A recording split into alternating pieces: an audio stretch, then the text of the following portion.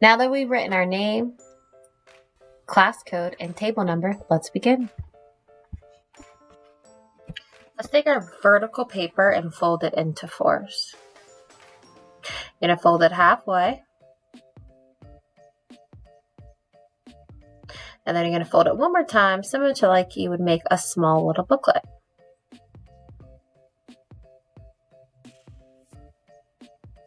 Now let's go ahead and open up our paper. Perfect.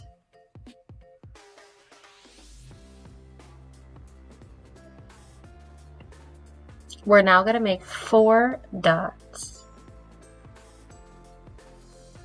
One at the top,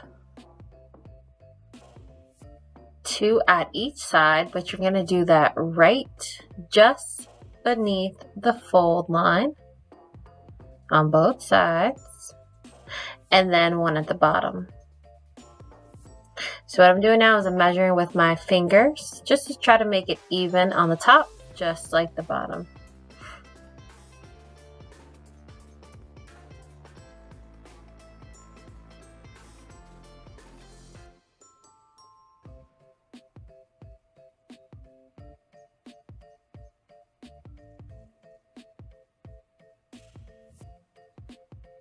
Now we're going to go ahead and move on and create a rounded top of the skull. So you can see my fingers here, they're going around.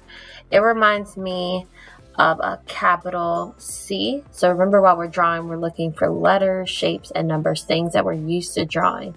So we're going to go ahead and do the top of the skull. You're going to start on the left dot. Go ahead and start the bottom of your C, connect it to that top dot, and keep on going to the side dot to the right.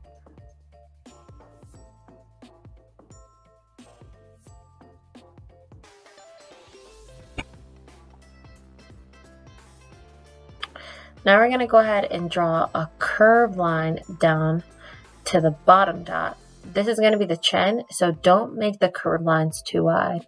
As you can see my finger, I keep on repeating it. I like to do that to kind of remind myself and help myself draw. So go ahead and do that on your paper as well before you start drawing the bottom half, which is going to be the chin of the skull.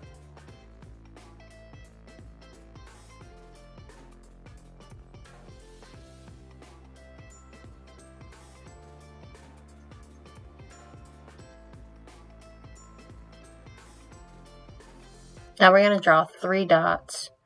2 dots are going to be for the eye, so go ahead and draw those dots where the eye should go.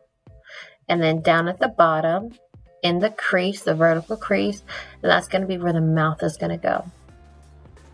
So on each dot, go ahead and draw 2 circles around each dot for the eyes.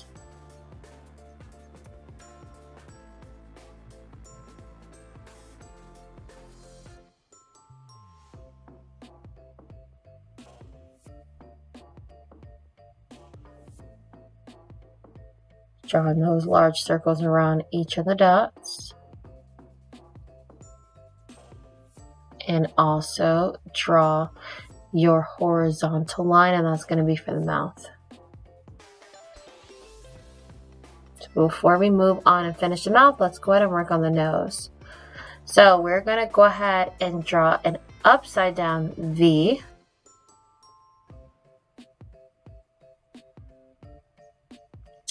And then right below that, we're going to do a capital U.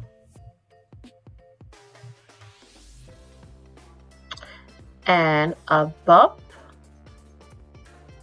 And another bump. So if you are not liking this type of nose, you are more than welcome to also do an upside down heart. That's also a great nose as well. So to finish off the skull's teeth, we're just going to go ahead and draw circles.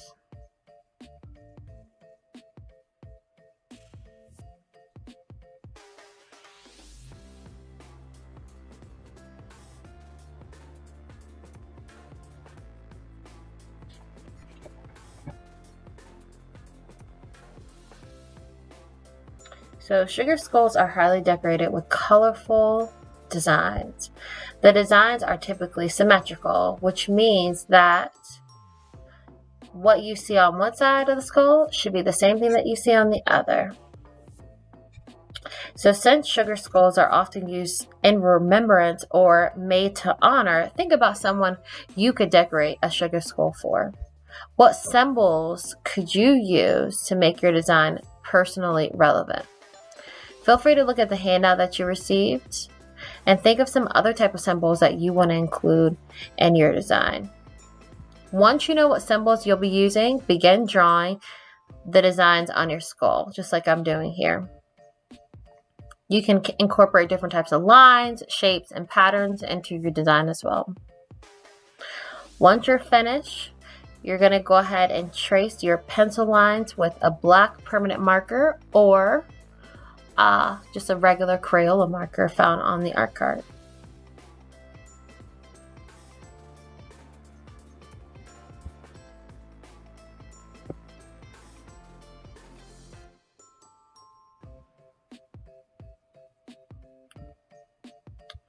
To save us a little time, go ahead, once you're done designing your skull, draw some flowers and leaves in the space around the skull, and then we'll cut them out and include them on our art piece.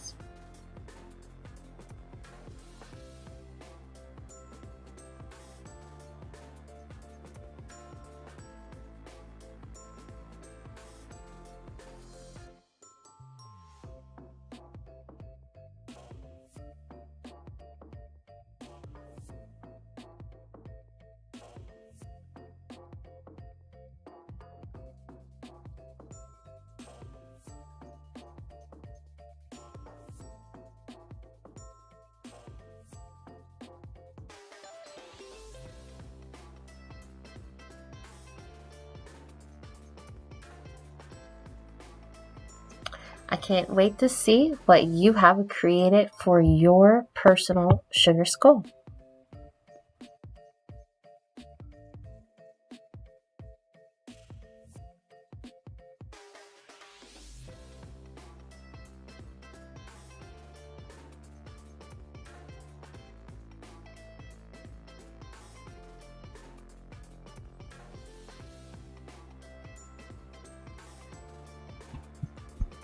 You can use whatever materials you like to color in your sugar skull.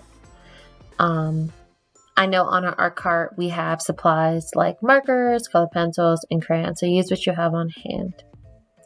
Make sure you use a variety of colors so that your sugar skull is bright and bold. You can color the entire skull, or you can leave some of it white. Once the skull is colored, cut it out.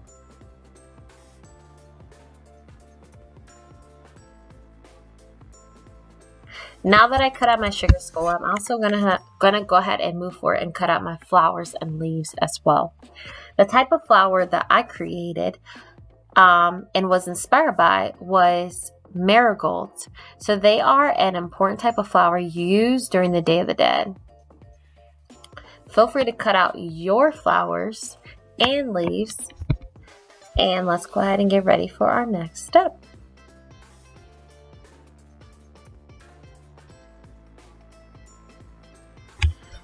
Now everything has been cut out, I'm going to go ahead and head to the back of the classroom and grab a black piece of paper and glue my sugar skull and my flowers and leaves. Go ahead and arrange them exactly how you would like them to be on your art piece.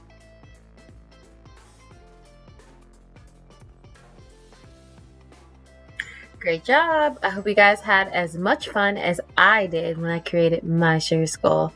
I can't wait to see all those beautiful and fabulous creations.